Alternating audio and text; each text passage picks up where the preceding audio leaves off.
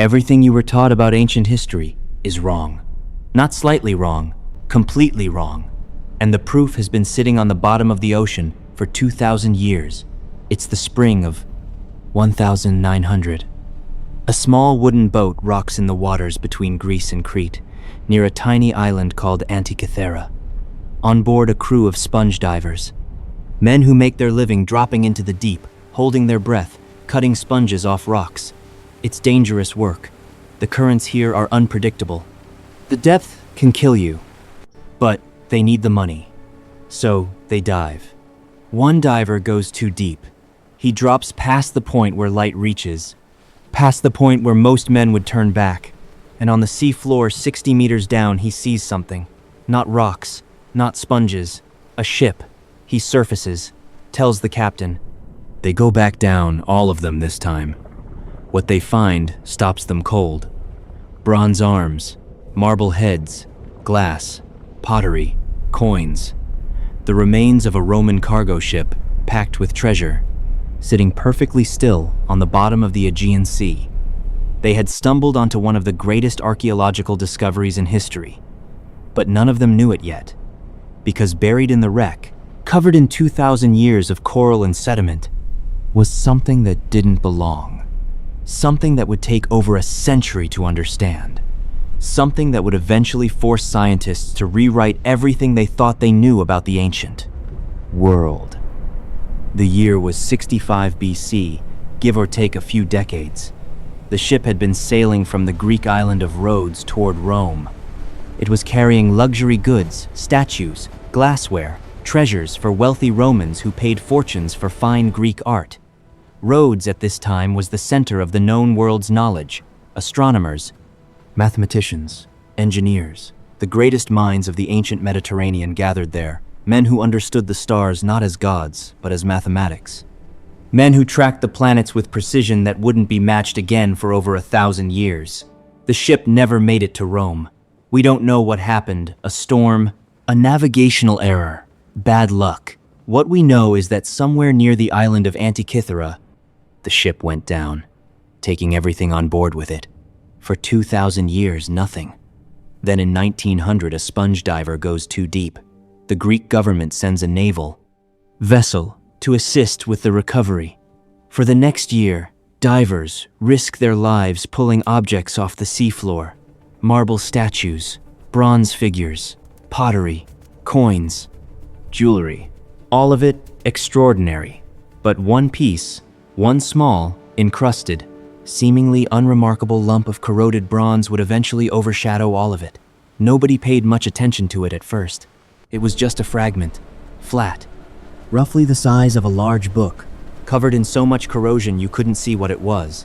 It sat in the National Archaeological Museum in Athens, catalogued, stored, mostly ignored. Then in 1902, an archaeologist named Valerios Stais notices something. The fragment had cracked open slightly, and inside he could see gears. Tiny, precisely cut, interlocking bronze gears. Stais suggests the object might be some kind of astronomical clock. A mechanical device for tracking celestial movements. The scientific community rejects the idea immediately. Their reasoning was simple. Gears that precise, mechanisms that complex simply could not have existed in 65 BC. The technology required to make them wasn't supposed to exist until the 14th century, the medieval period. Over 1,000 years later, therefore the object must be misdated. It must be from a later period. There must be an error. The idea that ancient Greeks had built a functioning analog computer was simply impossible, so they ignored it. For 50 years, the Antikythera mechanism, as it would eventually be called, sat in a museum drawer, waiting. In 1951, a British historian named Derek de Sola Price finally took it seriously. He spent 2 decades studying it, taking X-rays, mapping the internal structure, trying to understand what he was looking at. What he found shook him. The mechanism had at least 30 individual bronze gears, possibly more, all working together in a system of extraordinary complexity. It modeled the movement of the sun and moon. It tracked the lunar calendar. It predicted solar and lunar eclipses not just approximately, but precisely. years and decades in advance. It modeled the cycles of the planets visible to the naked eye: Mercury, Venus, Mars, Jupiter, Saturn, tracking their positions against the background of stars. It even accounted for the irregular orbit of the Moon, a phenomenon that took modern astronomers until the 17th century to properly understand. All of this in a box roughly the size of a shoebox, built by hand. In 65 BC, using tools and techniques that officially should not have existed for another 1,000 years, Price published his findings. The world was stunned. Then the questions started. Who built this? The leading theory points to Rhodes. The island was home to a school of mathematics and astronomy founded by a man named Hipparchus, arguably the greatest astronomer of the ancient world. Hipparchus had calculated the length of the solar year to within 6 minutes. He had mapped over 800 stars. He understood the mechanics of the cosmos in ways that wouldn't be surpassed until Copernicus. The Antikythera mechanism uses mathematical models consistent with Hipparchus's work. The most likely explanation, someone in his tradition built it. But that raises an even darker question. If someone could build this in 65 BC, why didn't it lead to more? Where is the next one?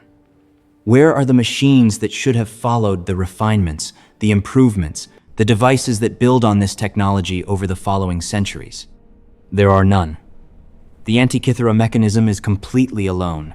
No predecessors, no successors, no lineage. It appears and then it vanishes. The knowledge dies with it.